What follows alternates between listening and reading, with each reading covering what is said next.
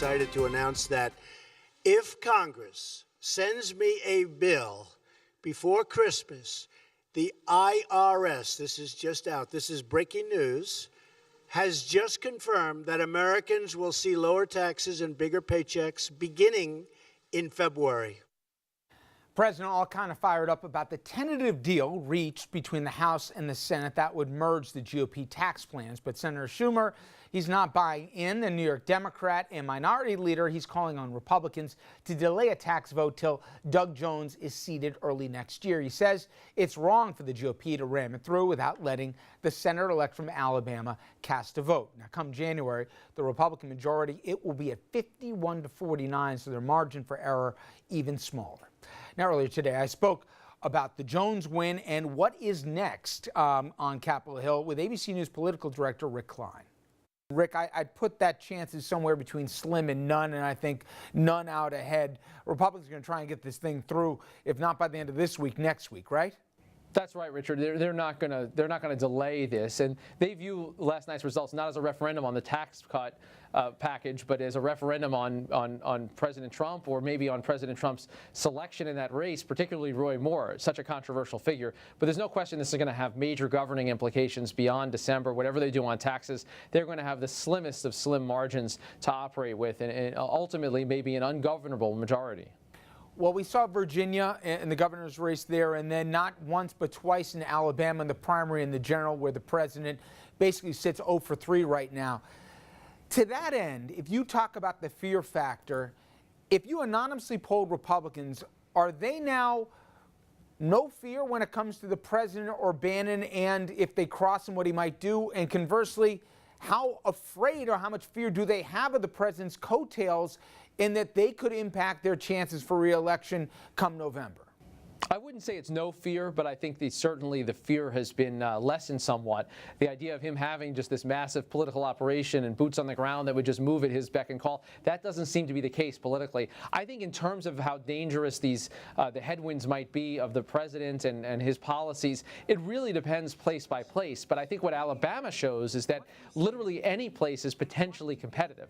That's as deep red a place as you can imagine. President Trump carried it by some 28 points just a year ago. He is very popular by most standards in Alabama compared to where he is nationally, and even there the Republican was able to lose. So that to me is the real issue. There's plenty of Republicans that are happy to run behind the Trump banner, but if they're on the fence at all about that, they might be questioning that decision.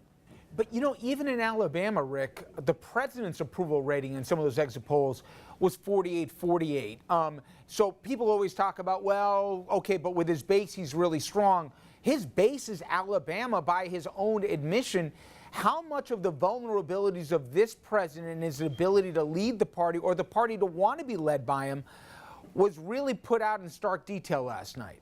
Yeah, that was put on full display. This is the heart of Trump country, and it was a candidate who ran something out of the Trump playbook, and Trump was all in for that candidate. So all of those combined forces, the political geography, as well as the political rhetoric that backs up Roy Moore, all of that wasn't enough. That is what is troubling for Republicans as they start to pick up the pieces. And they'll find lots of reasons, including how bad a candidate Roy Moore was with his very controversial background and what came out in recent weeks. But the bottom line is you should not be losing a race in Alabama if you're a Republican. You know, there was a statement made by Peter King, a New York Republican out of Long Island, who I think is the beginning of what I believe could be some open revolt out there. He chose, instead of the president, Steve Bannon. He called him, basically, he says he's no savant, no whatever. He basically looks like a drunk who rolled in off the street. These were his words now. How much do you think, if you're Paul Ryan for that matter, or if you're Senator McConnell, you say, wait a minute, we might actually see a wave here come November. We're not going to, you know, sit idly by while the president takes us down here. How much pushback, not behind the scenes, but out public, do you think you're going to have establishment Republicans pushing back against not just Bannon, but also the president?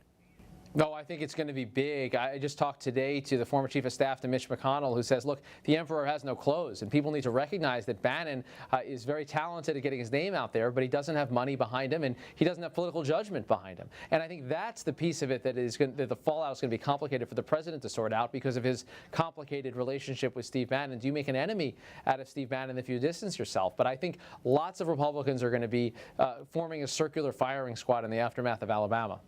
Finally, Rick, we've seen it in different chapters of American history, but I wonder now, we both know, I'm sure you and I, a lot of people who always recognize themselves as Republicans who now call themselves either independents or conservatives, whatever the case may be. Do you think there could be a senator or two or a congressman or two who might flip their party identification between now and the primaries just because they read the landscape? It's an intriguing question, and it's happened before, as you know, at different times. I think what might make this one different is that while the brand of the Republican Party is in trouble right now, the Democrats really aren't any better. I thought it was telling that Doug Jones didn't really want a lot of national Democratic support. He didn't want President Obama campaigning down there. He did a robocall, but that's just about it. The Democratic Party still has major problems in pockets of the country, and you're still seeing a geographical segregation. So I'm not anticipating any party switches. Maybe some people that might become independents. That's an intriguing possibility. But even this people like Senator Corker or Senator Flake who've come out and blasted the president's leadership, they're still tried and true conservatives and plan on remaining Republicans. So I'm not clear that anyone's going to be switching parties. Fascinating times. Hey, Rick, as always, I appreciate the time. Thank you so much. Thanks, Richard.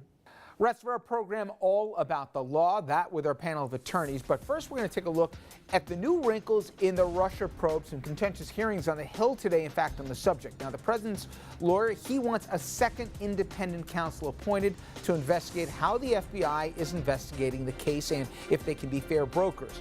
They say one of the agents is tainted because he has criticized President Trump. We'll take a look at that and a whole lot more after this.